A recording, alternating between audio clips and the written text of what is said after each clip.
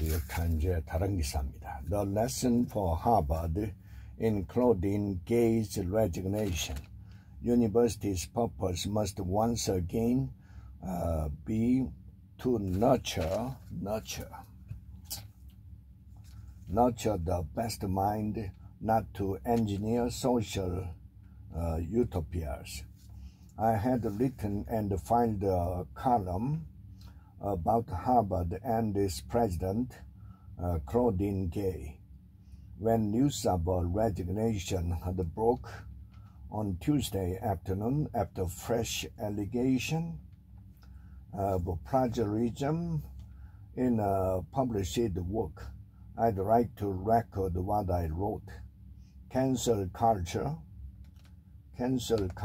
is always ugly and usually a mistake. If Gay is to go, let it be after more deliberation, with more decorum, and when pundits like me aren't writing about her. Oh well, the point may now be moot.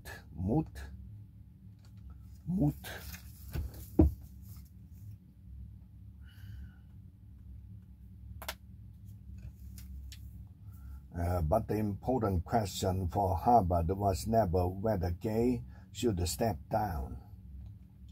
It was why she was brought on in the first place after one of the shortest presidential searches in Harvard's recent history.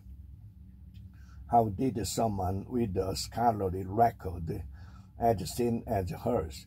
She has not written a single book,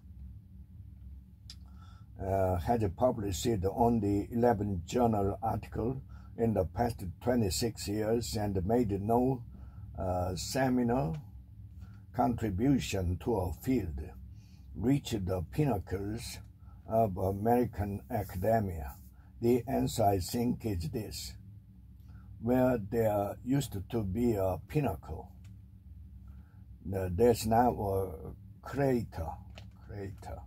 It was created when the social justice model of higher education, currently centered on diversity, equity, and the inclusion efforts, and heavily invested in the administrative side of the university, blew up the excellence model, centered on the ideal of intellectual merit and chiefly concerned with knowledge discovery and the free and vigorous contest of ideas.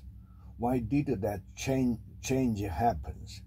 I've seen argument that goes back to the 1978 Packer decision, when the U.S. Supreme Court effectively granted affirmative action in the name of diversity. But the problem with Packer isn't that it allowed diversity to be a consideration in admission decision. It's that university administrators turned an allowance into a requirement. So a kind of racial gerrymander now permits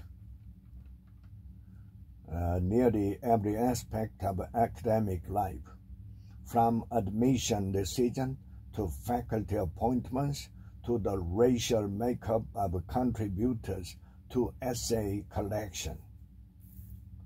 If affirmative action had been administered with a lighter hand, more nudgy than mandate, it might have survived the course scrutiny last year.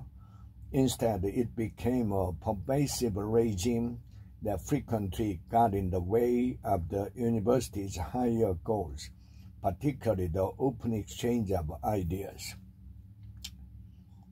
The school next to Boston will probably rebound, but Harvard also set the tone for the rest of the American higher ed and for public attitudes toward it.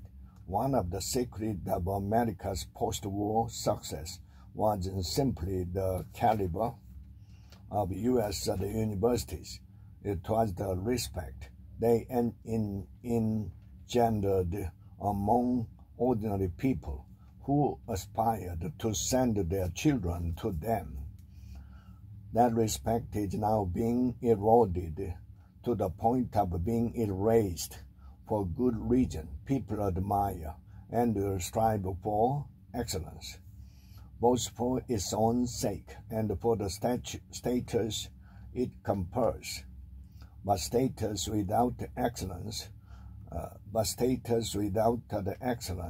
is a rapidly wasting asset, especially when it comes with an exorbitant price. That's the position of much of American academia today. $200,000 or more is a lot to pay for a lesson in how to be an anti-racist. Nobody should doubt that there is still a lot of excellence in today's academia and plenty of good reasons to send your kids to college. But nobody should doubt either that the intellectual rot